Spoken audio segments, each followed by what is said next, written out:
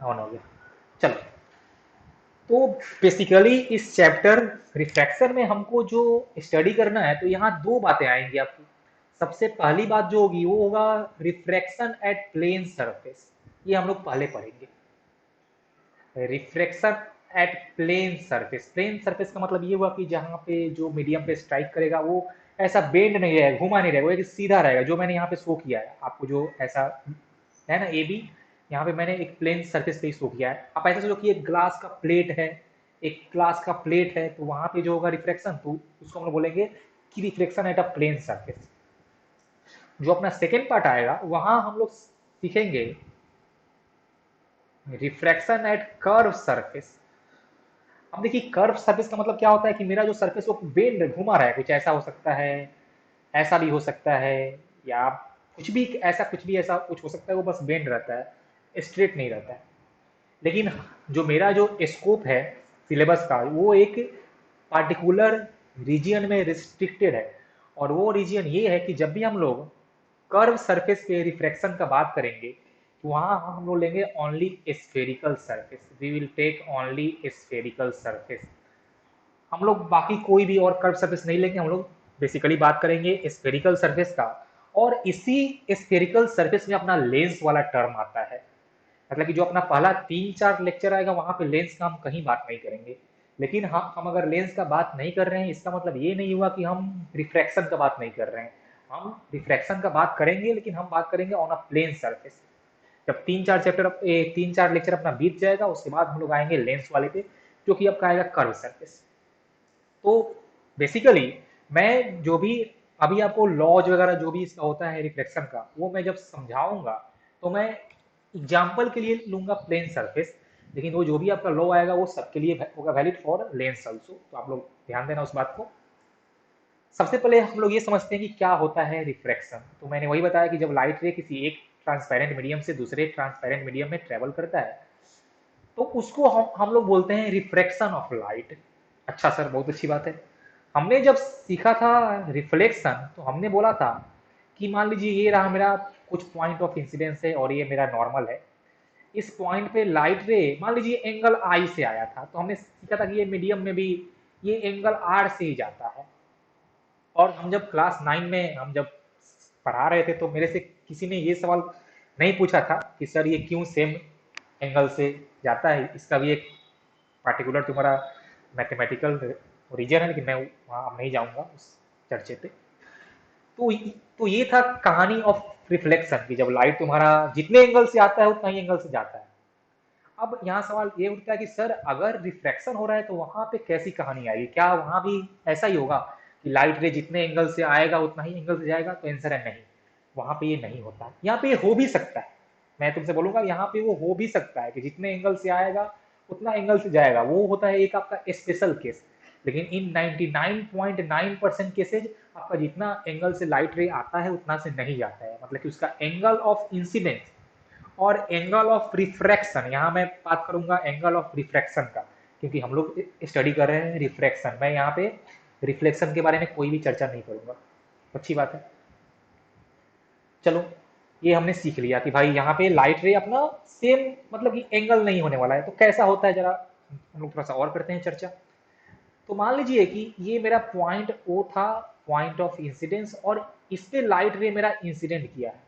अच्छा, एक बेसिक बात और, जब भी आपको लाइट रे के बारे में स्टडी करना होता है, तो वो लाइट रे का डायग्राम बहुत ही एक इंपॉर्टेंट चीज होता है, बहुत ही एक खास बात होता है। आपको डायग्राम हमेशा सही सही बनाना होगा। और 95% केसेज में आपका जो ऑप्टिक्स से क्वेश्चन आता है वो डायग्राम रिलेटेड ही आता है। तो आपने अगर डायग्राम सही से नहीं बनाया तो आपका आंसर गलत हो जाएगा, आपको फुल मार्क्स नहीं दिया जा सकता है। ओके। तो डायग्राम जो ड्रॉ करने वाला है उसे कुछ बेसिक रूल्स है जो आपको उसका आइडिया होगा। देखो, सबसे पहला बेसिक रूल क्या है कि हमने बोला कि ये मेरा इंसिडेंट रे है, जो हमने अभी ड्रॉ किया है। इसका मतलब कि ये रे मेरा पॉइंट ओ के तरफ आ रहा है, पॉइंट ओ के तरफ आ रहा है, कहीं से वो पॉइंट ओ के तरफ आ रहा है। मतलब कि यहाँ जो हम एरो शो करेंगे ना, वो होगा पॉइंट ओ के तरफ। देखो, मैंने यहाँ पे शो किया है एरो टुवर्ड्स पॉइंट ओ। देखो यहाँ पे। और मान लीजिए इसको मैंने नाम दे दिया है ए। तो एओ क्या है? AO is the incident ray. ये सब कहानी मैंने जो लास्ट लेक्चर जो दिया था यूट्यूब पे, उस पर मैंने बताया था आप लोग। एओ हो गया मेरा इंसिडेंट रे, मैंने बोला है एओ मतलब कि हम ए से ओ की तरफ आ रहे हैं, अच्छी बात है सर। अब लाइट क्या हुआ कि लाइट दूसरे मीडियम में जाएगा, लाइट दूसरे मीडियम में जाएगा तो वो अपने पाथ से कुछ डेविएट करता है, वो अपने पाथ से कुछ डेविएट करता है, हाँ बिल्कुल। लगे ये इसका पाथ था पहले वाला, देखो ये इसका पाथ था पहले वाला। अब ये अपने पाथ से डेविएट करता है, देखो मैं जो तुम्हारे बुक में जो लिखा है डेफिनेशन ऑफ रिफ्रैक्शन, वो कुछ ऐसा है कि when light ray travels from one transparent medium to other transparent medium then it deviates from its original path and this phenomenon is called refraction of light. देखो मैंने साफ साफ बोला है कि it deviates from its original path. इसका मतलब ये हुआ कि अगर लाइट रे का ये था डायरेक्शन, देखो जो मैंने डॉट से शो किया है ये लाइट रे का पहले था डायरेक्शन, अब ये जब दूसरे मीडियम में आएगा तो उसका डायरेक्शन कुछ चेंज कर जाएगा, वो इस लाइन के लॉन्ग नहीं आएगा। तो अब यहाँ से सवाल उठता है दो बातें कि सर अगर डेविएट हुआ है तो वो इस तरफ भी आ सकता है, हाँ बिल्कुल आ सकता है, वो इस तरफ भी आ सकता है, हाँ सर बिल्कुल आ सकता है। तो ये जो डेविएशन होता है, अब ये जो आपका डेविएशन है वो दो तरफ दो टाइप का होता है। एक क्या कि आपका लाइट रे नॉर्मल के तरफ भी कर सकता है बेंड, जो कि यहाँ पे हुआ है देखिए पहले केस में, या फिर वो नॉर्मल से दूर भी भाग सकता है, वो आपका हुआ है इन सेकेंड केस, लेकिन आपका डेविएशन हुआ है बिल्कुल। अभी हमने कुछ देर पहले आपको एक और बातें बताई थी कि हमेशा डेविएशन नहीं होता है, कि लाइट रे जब एक मीडियम से दूसरे मीडियम में जाता है, जब उसका रिफ्लेक्शन होता है तो हमेशा उसका डेविएशन नहीं होता है, वो आपका एक स्पेशल केस है।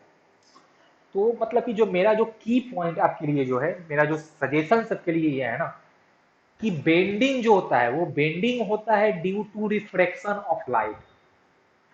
मतलब कि अगर बेंडिंग हो रहा है तो पक्का रिफ्रैक्शन था, अगर रिफ्रैक्शन है तो पक्का बेंडिंग हो ऐसा जरूरी नहीं है।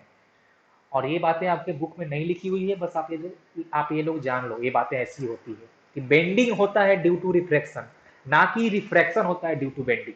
दे आर, ये जो आपका बातें हैं और दो अलग बातें हैं। मतलब कि अगर लाइट रे मेरा बेंड नहीं भी कर रहा है तो भी हम बोलेंगे कि वहां पे रिफ्लेक्शन हुआ है, बस लाइट रे मेरा एक मीडियम से दूसरे मीडियम में जाना चाहिए, ये हुआ condition for the reflection of light. तो कब बेंड नहीं करता है वो भी मैं अभी आपको आगे बताऊंगा, लेकिन फिलहाल आप ये समझ लीजिए कि 99% केस में मेरा लाइट रे बेंड करेगा, और वो बेंड करेगा आइदर टुवर्ड्स द नॉर्मल और अवे फ्रॉम द नॉर्मल। अब सवाल उठता है ये, देखिए सबसे अच्छा क्वेश्चन, सबसे इंपॉर्टेंट क्वेश्चन कि सर हम कैसे पता करेंगे कि लाइट रे मेरा बेंड करेगा टुवर्ड्स द नॉर्मल कि अवे फ्रॉम द नॉर्मल।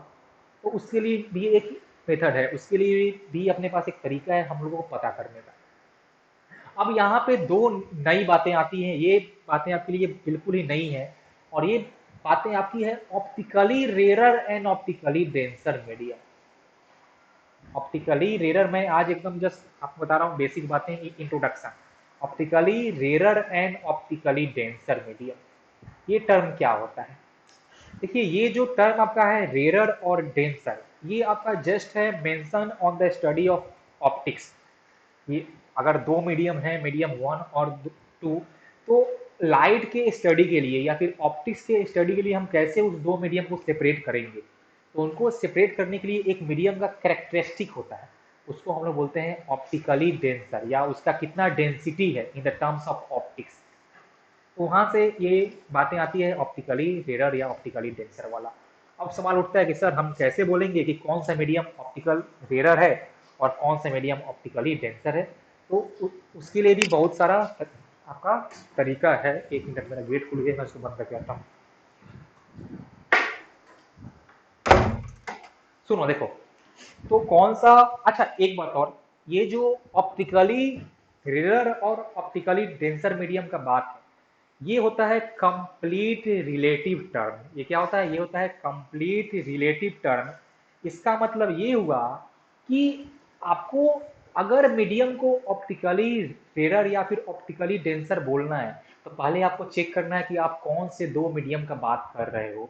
ये जो ऑप्टिकली रेरर और ऑप्टिकली डेंसर, ये यूनिवर्सल नहीं होता है, ये आप कौन से दो मीडियम को कंपेयर कर रहे हो उसके हिसाब से होता है। जैसे देखो फॉर एग्जाम्पल, जैसे मान लो कि मैं कंपेयर कर रहा हूँ अपने आप को और मान लो कि किसको, चलो आकाश चंपी को, मान लो हम हैं और चंपी है।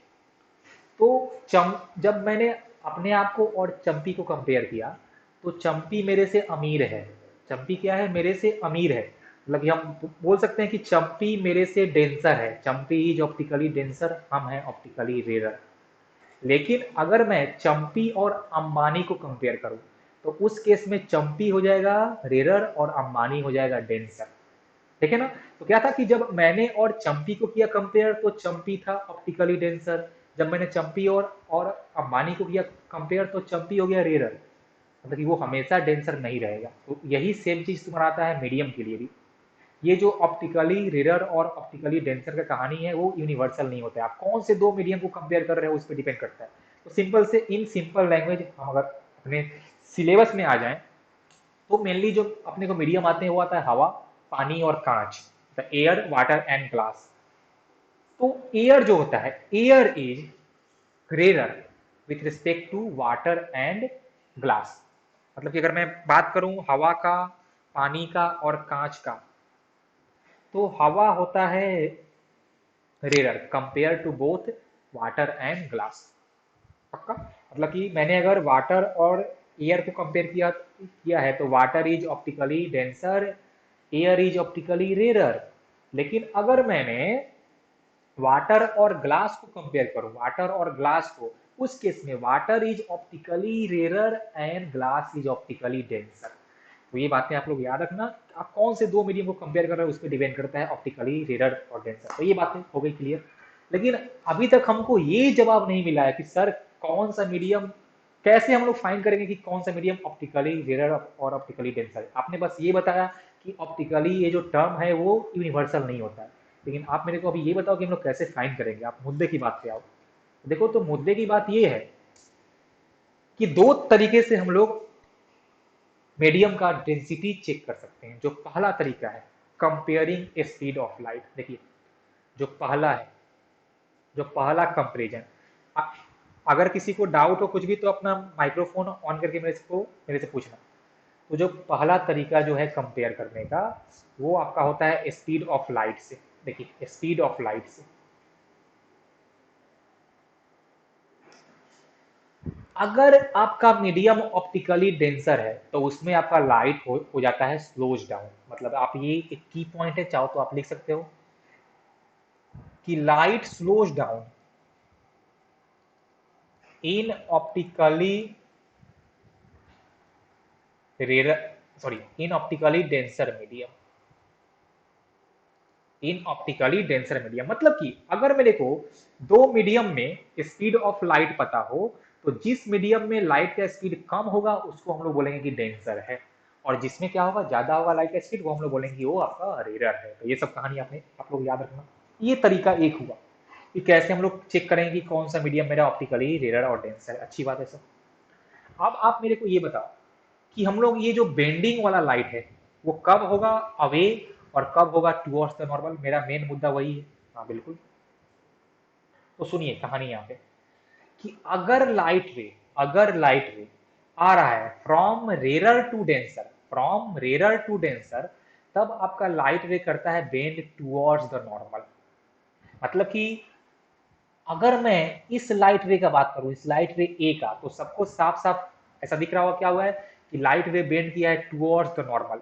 उस केस में आपका जो मीडियम वन था वो हो जाएगा रेयर, और जो आपका मीडियम टू था वो हो जाएगा आपका डेंसर। लेकिन अब अगर मैं बात करूं इस लाइट रे बी का, देखो इसको मैंने माना है लाइट रे बी, अगर मैं इसके साथ कंपेयर करूं, तो इस केस में मेरे को साफ साफ ऐसा दिख रहा है कि लाइट रे बेंड किया है अवे फ्रॉम द नॉर्मल।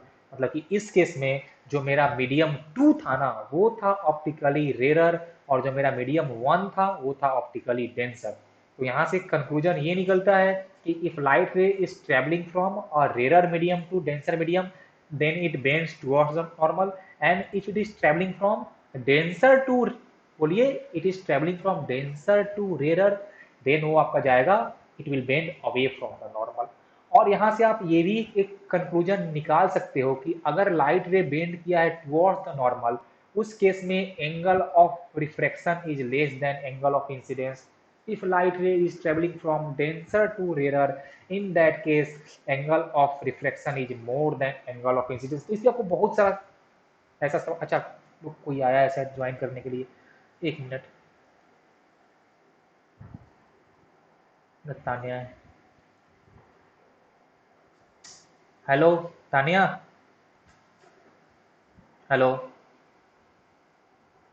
ठीक है छोड़ो, पता नहीं कहाँ चली गई है। अच्छा, एक बार तुम लोग अपना माइक्रोफोन ऑन करके मेरे को बोलो कि सब कुछ समझ में आ रहा है कि नहीं आ रहा है। हाँ चलो अच्छी, ठीक है चलो। तो हाँ ठीक है, तो हम कहाँ थे? अच्छा, क्या बोले फिर से? हाँ सुन, हाँ ठीक है, तो तू अभी अपना वो कर ले, ऑफ कर ले माइक्रोफोन। देख, हमने बोला, रुक जा, पहले मैं इसको मिटा दूं थोड़ा सा।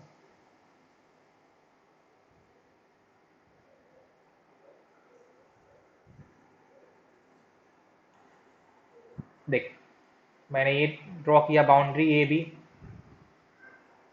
ये मान ले मेरा लाइट रे आ रहा था, ये था एंगल ऑफ इंसिडेंस।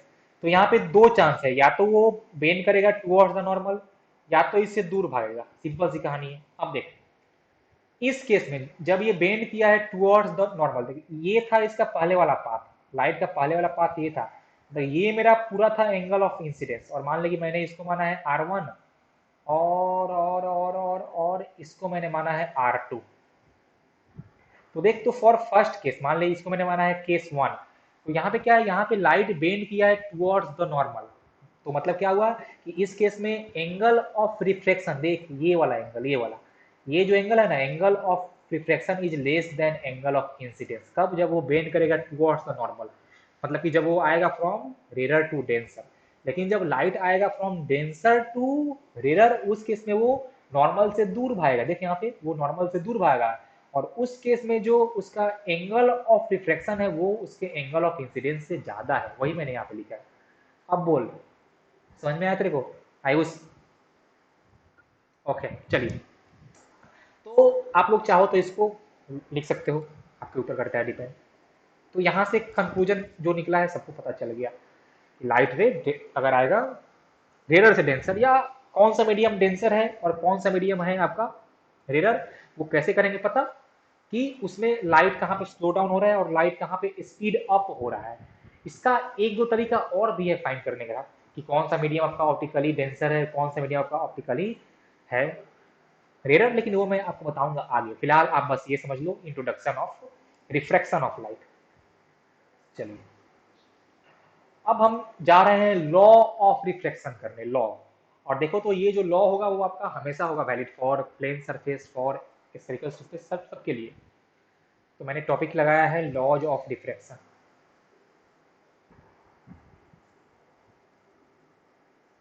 सुनो, जो सबसे पहला लॉ है नंबर 1, वो आपका है similar to the law of reflection, कि incident ray, refracted ray, and normal at the point of incidence all lies in the same plane. सबको याद है ना? तो ये आपका होता है लॉ ऑफ रिफ्लेक्शन ऑल्सो। तो पहला मैं नहीं लिख रहा हूँ, पहला जाए बाहर में। चलिए, नेक्स्ट पॉइंट नंबर 2, ये आपको लिखना है, ये आपका पॉइंट अलग है, इंपॉर्टेंट है।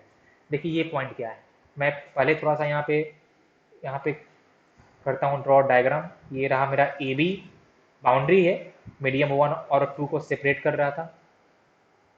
ये नॉर्मल हो गया eight the point of incidence. ये है इंसिडेंट रे, एंगल आई। और देखो, मैंने इस केस में पार्टिकुलरली ऐसा शो किया है कि मेरा लाइट रे आया है from rarer medium to denser medium. मैंने पार्टिकुलरली ऐसा मान लिया है ताकि मेरा डायग्राम थोड़ा सा एक ही बने, इसमें दो तीन नहीं बनाया डायग्राम। तो इस केस में हमने ऐसा माना है कि मेरा लाइट रे आ रहा था फ्रॉम रेरर टू डेंसर। ये हमने शो किया है एंगल ऑफ डिफ्रैक्शन। आप इसको नाम दो ए ओ, इसको नाम दो आप बी। अच्छी बात है सर। देखो सेकेंड लॉ क्या होता है। सेकेंड लॉ होता है कि इसका जो स्टेटमेंट है तो कुछ ऐसा है कि if light ray travels from one transparent medium to the other transparent medium, then the ratio of the sine of the angle of incidence to the sine of angle of refraction remains constant। सबको समझ में आया मैं क्या बोला? नहीं समझ में आया? चलो मैं आपको बता रहा हूँ। ये जो आपका सेकेंड लॉ है, इसके हिसाब से जब लाइट रे एक मीडियम से दूसरे मीडियम में जाता है, उस केस में उसका sine of angle of incidence, मतलब कि देखो यहाँ पे आई क्या था, आई था एंगल ऑफ इंसिडेंस, तो मैंने उस पर साइन लगा दिया, साइन थीटा वाला साइन। तो ratio of sine of angle of incidence to the sine of angle of refraction always remains constant, always remains constant for a given pair of medium, for a given pair of medium, मतलब जब आप किसी दो medium का बात कर रहे हो। और ये आपका हुआ सेकेंड लॉ ऑफ रिफ्रैक्शन। इसी लॉ को हम लोग स्नेल्स लॉ भी बोलते हैं, इसी लॉ को हम लोग स्नेल्स लॉ भी बोलते हैं। अगर किसी को इस लॉ में डाउट है तो अपना पर्सनल माइक्रोफोन ऑन करके पूछो, नहीं तो मैं इसमें आगे बढ़ूंगा। किसी को कोई डाउट नहीं है डाउट? जल्दी। ओ ओके, एक बार फिर बोल रहा हूँ, देखो देखो, तो सब लोग अभी इस माइक्रोफोन को रखो, क्यों रखो, ठीक है। देखो, हमने बोला कि when light travels from one transparent medium to the other transparent medium, then the ratio of angle of incidence, मतलब कि जो उस लाइट रे का एंगल ऑफ इंसिडेंस होगा उसका तुमको लेना है साइन थीटा में, समझे, डिवाइडेड बाई जो एंगल ऑफ रिफ्रैक्शन है उसका भी आपको लेना है साइन, अब in the term of sine theta, मतलब ये sine i by sine r remains constant और a given pair of medium, तो जितने एंगल से वो इंसिडेंट किया था वो लो एंगल उसमें साइन लगाओ, डिवाइडेड बाई जितने एंगल से वो हुआ है रिफ्रैक्ट उसमें लगाओ साइन, फिर उसको कर दो डिवाइड और उसका रेशियो हमेशा आता है कांस्टेंट। देखो इसका मतलब क्या हुआ, जैसे मान लो ये लाइट रे मेरा आया है 15 डिग्री से और सेकेंड मीडियम में गया है 10 डिग्री से, तो हम लोग बोलेंगे कि sine 15 degree divided by sine 10 degree is constant, समझे? बोलो पक्का? ओके, चलिए। और इस लॉ को हम लोग बोलते हैं स्नेल्स लॉ या फिर सेकेंड लॉ ऑफ रिफ्रैक्शन जिसको हम लोग बोला जाता है। अब सवाल उठता है कि सर ये कांस्टेंट वैल्यू जो आया है वो कांस्टेंट वैल्यू कितना होगा? चलिए, वो कांस्टेंट वैल्यू कितना होगा, तो इस कांस्टेंट वैल्यू को हम लोग बोलते हैं, देखिए एक नया टर्म आ रहा है, सब लोग अभी फिलहाल इसको तुम लोग कर लेना हजम, इसको मैं आगे इस पे और भी बहुत सारा चर्चा करूंगा। ये कांस्टेंट टर्म को हम लोग बोलते हैं refractive index of medium two, refractive index of medium two with respect to medium one, और इसको हम लोग in the form of symbol लिखते हैं कुछ ऐसा, म्यू टू वन। अगर कहीं आपको ऐसा म्यू टू वन लिखा हुआ है मतलब कि वो बात कर रहा है refractive index of medium two with respect to medium one, या आप इसको simple mu two by mu one से भी लिख सकते हो। ये रिफ्रैक्टिव इंडेक्स क्या होता है मैं इस पर और भी आगे चर्चा आपसे करूंगा, फिलहाल आप इसको ध्यान रखना।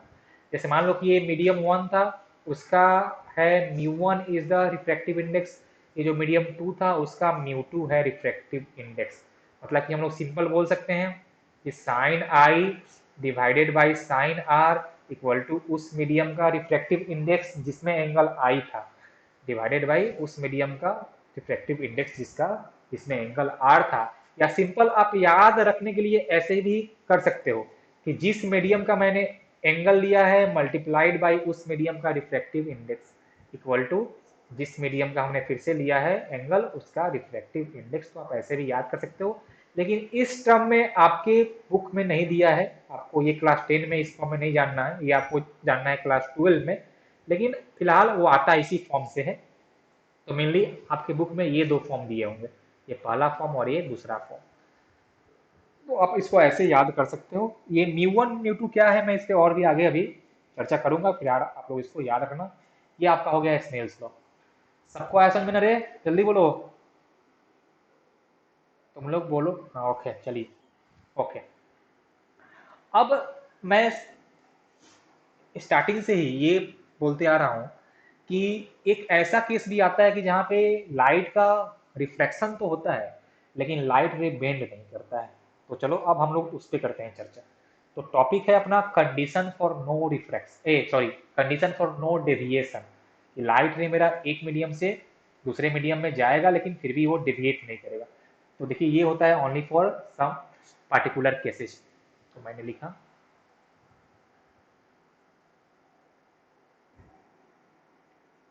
Condition for no deviation. देखो सबसे पहला कंडीशन क्या है, if light ray falls normally, falls normally, यहाँ रे लिखो यहाँ लिखो as falls. If light ray falls normally on the boundary separating two medium, या इसको हम लोग मीडिया भी लिखते हैं, separating two media, then there is no deviation in the light ray. या आप इसको ऐसे भी बोल सकते हो कि लाइट रे गोज अनडेविएटेड। देखो इसका कहने का मतलब क्या हुआ कि जैसे मान लीजिए ये मेरा बाउंड्री था, ये मेरा नॉर्मल था इस पॉइंट ओ पे। तो मैंने बोला कि अगर आपका लाइट रे नॉर्मली ही कर जाए इंसिडेंट, मतलब कि इस नॉर्मल लाइन पे ही फॉल कर जाए, देखो ये है आपका एंगल या आपका है इंसिडेंट रे ए ओ। तो इस केस में मैं आपसे अगर पूछूं कि what is the angle of incidence, what is the angle of incidence, मैं पूछ रहा हूं किससे, नंदिता बताओ what is the angle of incidence. वो if she is in meeting then, है कि नहीं है वो, सरकार सरकार सरकार, शायद नहीं है क्या मीटिंग में वो मीटिंग में नहीं है। ठीक है, तो वो मीटिंग में नहीं है तो कौन बताएगा, श्रवंतिका सुन रही है?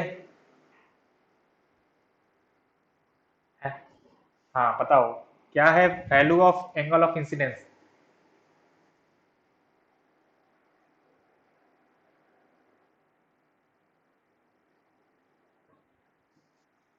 नहीं नहीं श्रवंतिका,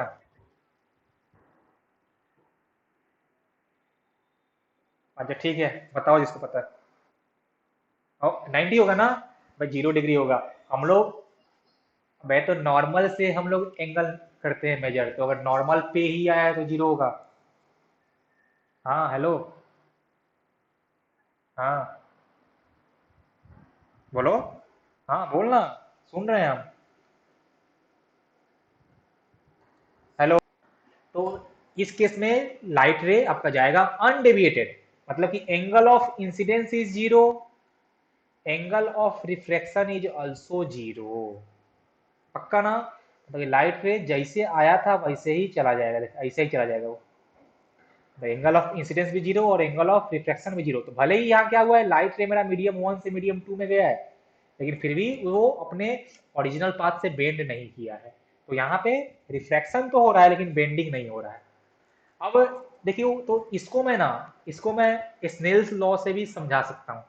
सुनो कैसे, तो क्या था कि μ1 into sine i equal to μ2 into sine r. अब देखो तो आई कितना है, आई है 0, तो मैंने यहाँ कर दिया put sine 0 degree into μ1 equal to μ2 into sine r. अब आप ध्यान से देखो, तो साइन 0 का वैल्यू होता है 0, मतलब इस तरह यहाँ आ गया टर्म 0, और यहाँ पे आपका आ जाएगा μ2 इंटू साइन आर। तो अगर μ2 इंटू साइन आर 0 है तो पक्का आपका साइन आर का वैल्यू होना पड़ेगा 0, क्योंकि μ2 का वैल्यू 0 नहीं होता है। तो अगर साइन आर का वैल्यू 0 है मतलब कि आर का वैल्यू भी 0 ही होना पड़ेगा। तो आप यहाँ से भी इसको वेरीफाई कर सकते हो, लेकिन ऐसा होता है कि अगर लाइट रे आपका फॉल करेगा नॉर्मली तब वो जाता है अनडेविएटेड। तो सब लोग इसको याद रखना, ये आपका बहुत ही इंपॉर्टेंट पॉइंट है, ये हम लोग जब क्वेश्चन करेंगे तो वहाँ भी इसका यूज में हम लोग लाएंगे। तो ये हुआ पहला कंडीशन, या आपसे बोर्ड्स में ये क्वेश्चन आता भी है। चलो अब आते हैं हम लोग नेक्स्ट, जो अपना है नेक्स्ट आपका होता है कि इफ दोनों मीडियम का रिफ्रैक्टिव इंडेक्स सेम हो जाए, if refractive index of both mediums are same. इसका मतलब ये हुआ कि जैसे मान लीजिए कि ये मीडियम 1 था और ये मीडियम 2, इसका भी हो गया है म्यू और इसका भी हो गया है म्यू। तो मैं अगर फिर से स्नेल्स को यूज करूं, बोलो क्या होगा, mu into sine i equal to mu into sine r. देखो म्यू से म्यू कैंसल आउट, यहां से आ जाएगा sine i equal to sine r. इसका मतलब कि आई इक्वल टू आर, इसका मतलब आई इक्वल टू आर, मतलब कि जितना से लाइट रे, जितने, एक मिनट, ये श्रावंतिका का कनेक्ट नहीं हो पा रहा है, रुक जाओ मैं इससे थोड़ा सा एक बार बात कर लेता हूँ। ये की पॉइंट्स ये है कि ये जो रिफ्रैक्शन होता है वो क्यों होता है, what is the cause of refraction, क्यों आखिर होता है, बेंडिंग क्यों होता है। तो कॉज ऑफ रिफ्रैक्शन आपका होता है, cause of refraction due to change in speed of light. Light ray जब एक मीडियम से दूसरे मीडियम में करता है ट्रेवल, तो उसका स्पीड चेंज करता है, इसलिए उसका रिफ्रैक्शन होता है। सेकेंड चीज, जब लाइट रे एक मीडियम से दूसरे मीडियम में ट्रेवल करता है, उस केस में लाइट का एम्पलीट्यूड, इंटेंसिटी, उसका वेवलेंथ, उसका स्पीड, ये सारा क्वांटिटी चेंज करता है। लेकिन लाइट का frequency does not change, frequency same रहता है। मतलब कि जब लाइट रे एक मीडियम से दूसरे मीडियम में जाएगा, जब उसका रिफ्रैक्शन होगा, उसका amplitude, intensity, wavelength, speed change करेगा, लेकिन उसका फ्रीक्वेंसी सेम रहता है। अच्छा, मेरा नेट, ए सॉरी, लाइट वो हो गया, चला गया है, तो शायद मेरा वीडियो हो जाए डिस्कनेक्ट। मैं करता हूँ कोशिश जल्दी से कि ये ना हो डिस्कनेक्ट। एक मिनट, ये जल्दी से ऑन हो जाए भाई।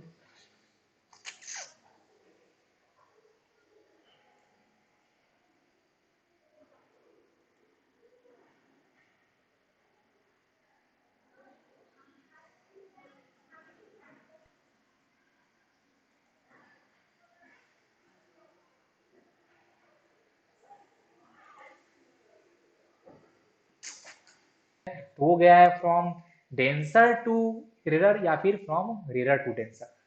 तो उस पर हम लोग को थोड़ा सा आइडिया है भी कि if light is travelling from denser to, बोलो रेयर, तब उसका स्पीड इंक्रीज करेगा। And if light is travelling from rare to denser, तब उसका स्पीड डिक्रीज करेगा।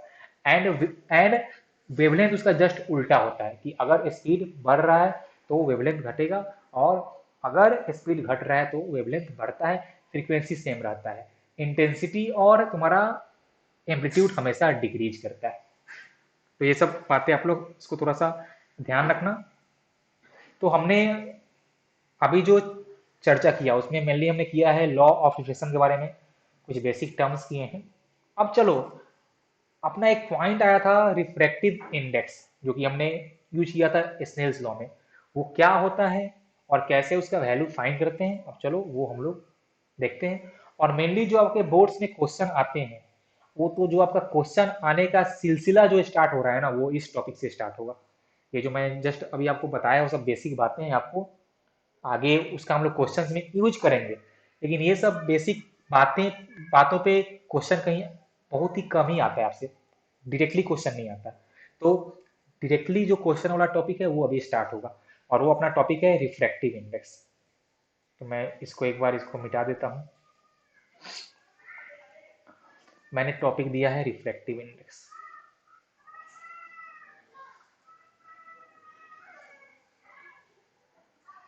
इसको मैं शॉर्ट में लिखता हूँ आर आई से, और इसको मैं डिनोट करता हूँ म्यू से। अब सुनो, ध्यान दो एक बात और, ये म्यू का काम कहाँ आएगा। तो ये जो म्यू होता है ना, वो मीडियम का अपना होता है कैरेक्टरिस्टिक। और ये म्यू का वैल्यू भी देख के हम लोग बोल सकते हैं कि मेरा जो मीडियम था वो ऑप्टिकली रेयर है कि ऑप्टिकली डेंसर है। मतलब कि एक तो हम लोग लाइट का स्पीड भी चेक करके बोल सकते हैं कि कौन सा मीडियम है डेंसर, कौन सा मीडियम है रेयर। और एक तरीका जो है वो आपका है रिफ्रैक्टिव इंडेक्स जानिए। और ये अपना मीडियम का खासियत होता है। ये होता है फॉर फॉर पानी ये कुछ होता है, फॉर हवा ये कुछ होता है, फॉर ग्लास ये कुछ होगा, और डायमंड ये कुछ होगा। इसका सब मीडियम का ये अपना अपना खासियत होता है। अब हम लोग सीखते हैं कि एक्चुअल में इसका डेफिनेशन क्या होता है, कैसे हम लोग इसका वैल्यू फाइंड करते हैं। अच्छा, इसमें एक पॉइंट और, जब भी मैं बात करूं refractive index of a medium, मतलब कि मैं उस मीडियम का एब्सोल्यूट वैल्यू का बात कर रहा हूं। जैसे देखो मतलब क्या, कि refractive index of a medium, इसका मतलब ये हुआ एब्सोल्यूट, मतलब कि हम किसी के रिस्पेक्ट में नहीं लिख रहे हैं, absolute value of refractive index of medium, या फिर और विथ रिस्पेक्ट टू हवा। विथ रिस्पेक्ट टू हवा, देखो इसका कहने का मतलब क्या हुआ, कि जब भी हम लोग किसी पार्टिकुलर मीडियम के रिफ्रैक्टिव इंडेक्स का बात करेंगे, तो या तो हम बात करते हैं उसका खुद का खाली अपना, या फिर विथ रिस्पेक्ट टू हवा। जैसे मान लो कि फॉर एग्जांपल मैं बोलूं कि refractive index of water is 4/3, इसका मतलब ये हुआ कि रिफ्रैक्टिव इंडेक्स उस वाटर का खुद का अपना 4/3 है। या उसको हम लोग ऐसा भी बोल सकते हैं कि refractive index of water with respect to air is also 4/3, मतलब कि इसको आप लिख सकते हो with respect to air is 4/3, मतलब कि उसका अपना वैल्यू जो होता है वही होता है उसका कंपेयर टू हवा में भी। लेकिन अगर रिफ्रैक्टिव इंडेक्स ऑफ वाटर 4/3 है, तो आप इसको ये नहीं कह सकते हो कि refractive index of water with respect to glass is 4/3, फिर ये आपका हो जाएगा गलत। आप सिर्फ उसका जो एब्सोल्यूट वैल्यू है वो आप सिर्फ उसके हवा के रिस्पेक्ट में ही लिख सकते हो। तो ये बातें आप लोग याद रखना। तो यहाँ से आया कि refractive index of a medium is absolute value उसका, या फिर विथ रिस्पेक्ट टू हवा। पक्की बात है? हाँ सर बिल्कुल। मतलब कि मैं लिखूंगा कि refractive index of any medium, ऐसा म्यू सफिक्स में एम, एम फॉर मीडियम, या फिर refractive index of medium with respect to air. और इसका जो वैल्यू देखो क्या होता है, इसका हम लोग कैसे फाइंड करते हैं वैल्यू। इसका वैल्यू होता है speed of light in vacuum, उसको हम लिखते हैं सिंबल फॉर्म में C divided by speed of light in medium. इसको सब लोग लिख लो, speed of light in given medium. यहां से हम फाइंड करते हैं absolute refractive index of any medium, या फिर उस मीडियम का refractive index with respect to हवा। ये हमने लिखा है सी, और इसको आप लिख लो वी से। सी बोले तो speed of light in vacuum, और सी का वैल्यू हमेशा फिक्स होता है 3 × 10⁸ मीटर पर सेकेंड। और वी है speed of light in that particular medium जिसका हमको रिफ्रैक्टिव इंडेक्स फाइंड करना है। स्पीड ऑफ लाइट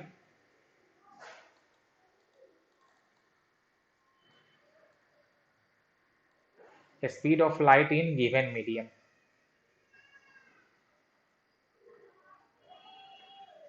मतलब कि इसको हम लोग शॉर्ट फॉर्म में रिफ्रैक्टिव इंडेक्स ऑफ मीडियम, या फिर refractive index of medium with respect to हवा, इसको हम लोग C/V से भी लिख सकते हैं। और तुम लोग हमेशा ऐसा रखना कि C का वैल्यू हमेशा होता है 3 × 10⁸, मतलब इसको हम लिख देंगे 3 × 10⁸ मीटर पर सेकेंड डिवाइडेड बाई V। ये आप लोग फॉर्मूला हमेशा ही याद रखना। देखो कभी कभी मान लो अगर तुमसे पूछते डिफाइन रिफ्रैक्टिव इंडेक्स, तो हम लोग लिखते हैं कि it is the ratio of speed of light in vacuum to the speed of light in that medium. ऐसे आप लोग उसको डिफाइन भी कर सकते हैं, और उसी को मैंने मैथमेटिकल फॉर्म में भी यहाँ पे आपको लिख के दे दिया है। अब एक बात आप लोग ध्यान रखना हमेशा, कि speed of light is maximum in vacuum. Speed of light maximum होता है वैक्यूम में, और वो होता है आपका 3 × 10⁸ मीटर पर सेकेंड, जिसको हम लोग C से लिखते हैं। इसका मतलब ये हुआ कि वैक्यूम के अलावा किसी और आप कोई भी मीडियम ले लो, उसमें स्पीड ऑफ लाइट आपका कभी भी 3 × 10⁸ मीटर पर सेकेंड से ज्यादा नहीं होगा, या C से ज्यादा नहीं होगा। इसका मतलब क्या, कि V is always less than C। V is always less than C। इसका मतलब ये हुआ कि refractive index of any medium, refractive index of any medium is always more than 1। किसी भी मीडियम का आप अगर रिफ्रैक्टिव इंडेक्स का बात कर लो, उसके पार्टिकुलर रिफ्रैक्टिव इंडेक्स का, तो उसका वो हमेशा 1 से ज्यादा ही होता है। For air, refractive index for air, ये आपका होता है 1.000 समथिंग कुछ वैल्यू होता है, तो इसको हम लोग लगभग 1 बोल देते हैं हवा के लिए। देखो इसका एक्चुअल में 1 से ज्यादा ही होता है, लेकिन वो 1 से बहुत कम ही ज्यादा होता है, तो उसको हम लोग लगभग 1 मान लेते हैं। लेकिन प्रैक्टिकली आपका म्यू जो होगा वो हमेशा 1 से ज्यादा होगा, या फिर ऐसा आप बोल सकते हो कि म्यू या स्पीड ऑफ लाइट किसी भी मीडियम में हमेशा 3 × 10⁸ मीटर पर सेकेंड से कम ही होता है। अच्छी बात है। इस पे हम लोग क्वेश्चन भी सॉल्व करेंगे, मैं आपको क्वेश्चन वहां पे दे दूंगा कैसे इस पे क्वेश्चन आता है। अब देखो ये मैंने जो अभी किया, चर्चा जो भी किया है, वो हमने किया है रिफ्रैक्टिव इंडेक्स एब्सोल्यूट वैल्यू, उस मीडियम का मैंने एब्सोल्यूट फाइंड किया है, या हमने फाइंड किया है विथ रिस्पेक्ट टू हवा। अब आपका एक चीज और यहाँ पे आ सकता है, इसे हम लोग कैसे फाइंड करेंगे, refractive index of medium 2 with respect to medium 1, जो हमने किया था यूजीन स्नेल्स लॉ, और इसको हम लोग शो करते हैं देखो कुछ ऐसा μ2 1। अब यहाँ पे जो मीडियम 1 है वो आपका हवा नहीं है, वो कोई और मीडियम है, तो इस केस में आप μ2 1 को एब्सोल्यूट वैल्यू नहीं लिख सकते हो, ये आपका हो गया ये आपने हम लोग यहाँ पे कर रहे हैं कंपेयर। तो देखो इसको सिंपल हम लोग लिखते हैं μ2/μ1। अगर मान लीजिए कहीं ऐसा रहा है कि refractive index of medium 2 with respect to 1, तो वहां हम लिखेंगे μ2/μ1। इसका मतलब ये हुआ कि कहीं हमसे पूछा है refractive index of glass with respect to water, तो ऊपर होगा म्यू ऑफ ग्लास और नीचे होगा म्यू ऑफ वाटर। अब ये जो म्यू ऑफ ग्लास और म्यू ऑफ वाटर है ये उसका एब्सोल्यूट वैल्यू है। इसका मतलब ये हुआ, जैसे मान लो कि अगर मेरा इनकम 100 रुपया है और चंपी का इनकम 500 रुपया है, तो income of Champi with respect to me is 500/100 मतलब 5 होगा। तो देखो कि income of Champi with respect to me is 5, but absolute value of income of Champi is 500। तो इस केस में आपका एब्सोल्यूट वैल्यू और ये जो हमने किसी और के रिस्पेक्ट में फाइंड किया वो सेम नहीं होता है, तो यहाँ पे आपको जस्ट बेसिकली रेशियो फाइंड करना होता है कि कितना टाइम्स ज्यादा है वो। चलिए, तो ये हमने यहाँ पे यूज किया कि refractive index of medium 1 with respect to 2 is simply μ2/μ1। देखो यहाँ से मैं कुछ और भी कंक्लूजन निकालूंगा। अब हमने अभी जस्ट सीखा है कि रिफ्रैक्टिव इंडेक्स ऑफ किसी भी मीडियम का क्या, कि c by speed of light in that medium. मतलब कि हम लोग लिख सकते हैं कि μ2 equal to c divided by speed of light in medium 2, और मैंने उसको लिखा है v2 से। और ये जो आपका μ1 है उसको मैं लिखूंगा c डिवाइडेड बाई v1। अगर यहाँ किसी को डाउट हो तो तुम पूछ लो मेरे से। हम लोग इसको ऐसे लिख सकते हैं c/v2 डिवाइडेड बाई c/v1। देखो तो यहाँ पे c से c हो जाएगा कैंसल आउट, तो यहाँ से आपका आ जाएगा v1/v2। यहाँ पे आपका आ जाएगा v1/v2। मतलब कि देखिए यहाँ से अगर हमको फाइंड करना हो refractive index of medium 2 with respect to medium 1, तो इसको या तो हम लिख सकते हैं μ2/μ1, या तो हम लिख सकते हैं v1/v2। मतलब कि अगर मेरे को दो मीडियम में स्पीड ऑफ लाइट पता है तो उसका भी हम लोग रेशियो फाइंड करके, स्पीड ऑफ लाइट का रेशियो फाइंड करके हम लोग refractive index of medium 2 with respect to medium 1 find कर लेंगे। लेकिन देखो यहाँ पे एक हमारा की पॉइंट क्या है कि हमको फाइंड करना था refractive index of medium 2 with respect to medium 1, तो हमने ऊपर लिया है speed of light in medium 1। मतलब कि जिसका मेरे को फाइंड करना हो उसका स्पीड ऊपर नहीं लेंगे, बस आप लोग ऐसा याद रख लेना। इसका मतलब ये होगा कि अगर मेरे को फाइंड करना है refractive index of glass with respect to water, तो या तो हम इसको लिखेंगे mu of glass by mu of water, या फिर हम लिखेंगे कि वेलोसिटी ऑफ या speed of light in in water divided by speed of light in glass. तो देखो यही मैंने आपको वहां पे समझाया है, तो आप ऐसे इसको फाइंड कर सकते हो। देखो इसका और भी कुछ तरीका होता है, और भी कुछ तरीका इसका होगा, मैं सारा ही आपको एक साथ बता के दे देता हूं। जैसे मान लो हमको पता है कि लाइट इज अ वेव और वेव के लिए सबको ये formula v equal to f lambda सबको याद होगा फ्रॉम क्लास 9। अच्छी बात है। और हमने ये भी सबको बताया है कि लाइट जब एक मीडियम से दूसरे मीडियम में जाएगा तो उसका फ्रीक्वेंसी चेंज नहीं करेगा। मतलब कि हम लिख सकते हैं कि speed in medium one is frequency into wavelength in medium one. And हम लोग लिख सकते हैं कि v two equal to f into lambda two. अब देखो तो मैं वी वन और वी टू का वैल्यू यहाँ पे करता हूँ पुट। देखो तो ये आ जाएगा F into lambda one divided by F into lambda to. F से एफ कैंसल आउट तो यहाँ से आपका आ जाएगा lambda one by lambda to. मतलब कि हमको अगर दो मीडियम में वेवलेंथ का वैल्यू पता हो तो भी हम लोग वहां से रिफ्रैक्टिव इंडेक्स ऑफ एक मीडियम विथ रिस्पेक्ट टू दूसरा फाइंड कर सकते हैं। तो सिंपल सा ये आपको पूरा कहानी, ये आपको चारों बातें, ये देखो ये पहली बात, ये दूसरी बात, तीन बात और ये जो तीसरी बात, ये आपको याद रखना होगा कि refractive index of medium two with respect to medium one is equal to mu two by mu one या फिर we one by we two या फिर lambda one by lambda two. पक्की बात है ना। ये आपको बातें याद रखनी पड़ेगी, इससे हम लोग सॉल्व करते हैं न्यूमेरिकल्स क्वेश्चन। और ये भी आपको याद रखना होगा कि फ्रीक्वेंसी चेंज नहीं करता है, स्पीड चेंज करेगा और वेवलेंथ चेंज करेगा। अब चलिए कुछ और बातें, जैसे मान लीजिए कि मैं आपसे बोलूं स्पेशल केस, स्पेशल केस कि लाइट रे मेरा मीडियम वन से मीडियम टू में तो गया है, लेकिन जो मेरा मीडियम वन था वो था हवा, वो आपका हो गया है हवा। ये आपका हो गया है स्पेशल केस। और मेनली जो आपका क्लास 10 में पढ़ना है तो आपका एक मीडियम हमेशा हवा ही रहता है। अच्छी बात है, तो मैंने ले लिया मीडियम वन हवा। अब देखते हैं कि अब इसको हम लोग कैसे लिख सकते हैं। तो हमने लिखा कि refractive index of medium two with respect to हवा, यही ना, विथ रिस्पेक्ट टू हवा, या लिखो ऐसा कि refractive index of medium two with respect to medium one and medium one is nothing but हवा। मतलब कि refractive index of medium two with respect to हवा। और इसको हम लोग लिख सकते हैं refractive index of medium two, क्योंकि हमने सीखा है जस्ट कि जो किसी मीडियम का एब्सोल्यूट वैल्यू होता है वही उसका कंपेयर टू हवा भी होता है। तो हमने यहाँ लिख दिया है म्यू टू। अब देखो हम यहाँ फाइंड कर रहे हैं refractive index of medium two with respect to medium one, और वो आपका आ गया है म्यू टू इक्वल टू, देखो यहाँ से आपका हो जाएगा V one by we two, मतलब कि speed of light in air divided by speed of light in water.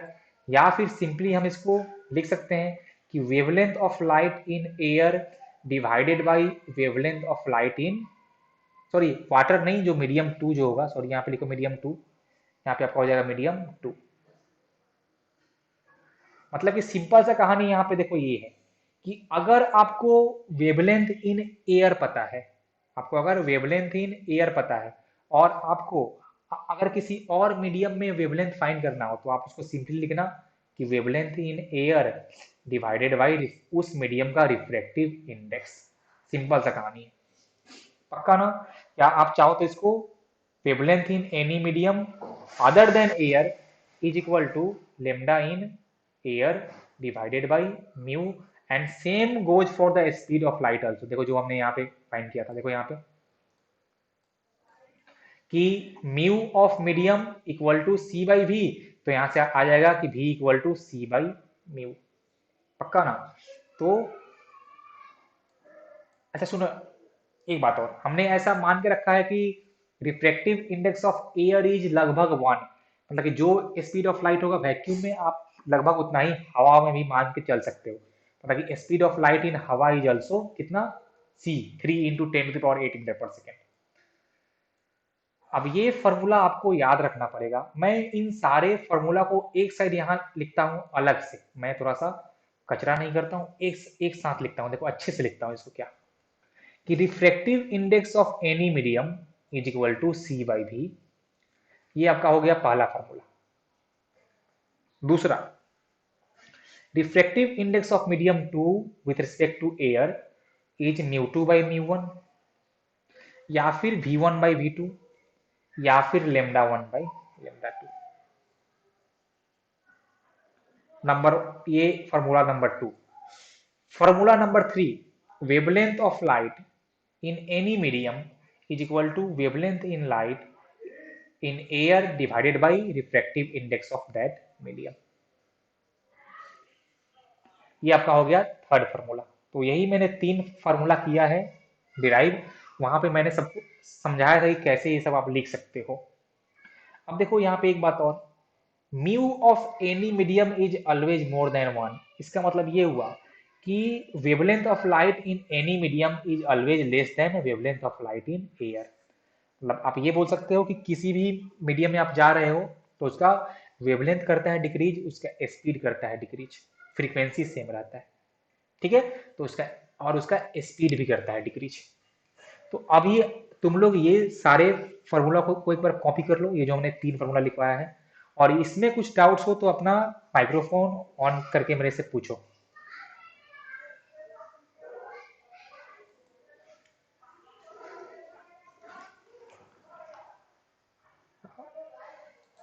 Value of mu change कर जाएगा, इसका मतलब ये हुआ कि mu for violet light is not equal to mu for red light.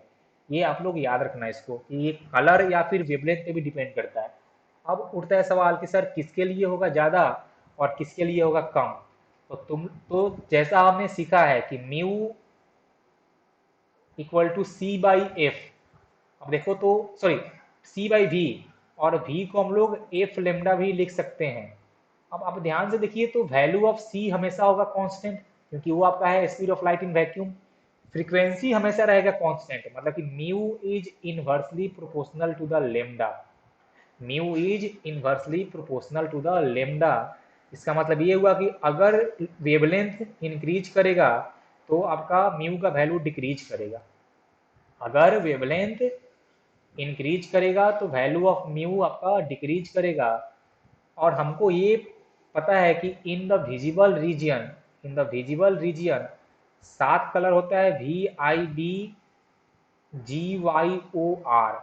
तो आप जब इस वायलेट से रेड एंड की तरफ जाते हो तब क्या होता है कि आपका वैल्यू ऑफ लेमडा करता है इंक्रीज, वैल्यू ऑफ लेमडा करता है इंक्रीज। और हमने अभी जस्ट क्या सीखा कि mu is inversely proportional to the lambda, मतलब कि आपका म्यू का वैल्यू करेगा डिक्रीज। म्यू का वैल्यू आपका करेगा डिक्रीज जब आप वायलेट एंड से रेड एंड की तरफ जाओगे। इसका मतलब ये हुआ कि for a given medium, for a given particular medium, मतलब कि पानी के लिए या फिर कांच के लिए, refractive index for violet light is most and refractive index for red light is least. तो ये आप लोग याद रखना कि एक पर्टिकुलर मीडियम में भी आपका अगर रेड और वायलेट लाइट का कलर का लाइट किया है इंसिडेंट, तो फिर उनके लिए म्यू का वैल्यू सेम नहीं रहेगा। इसीलिए देखना कि क्वेश्चंस में आपको 90% क्वेश्चन में ऐसा रहता है मेंशन कि अब मोनोक्रोमेटिक लाइट रे, ऐसा पड़ेगा मेंशन मोनोक्रोमेटिक।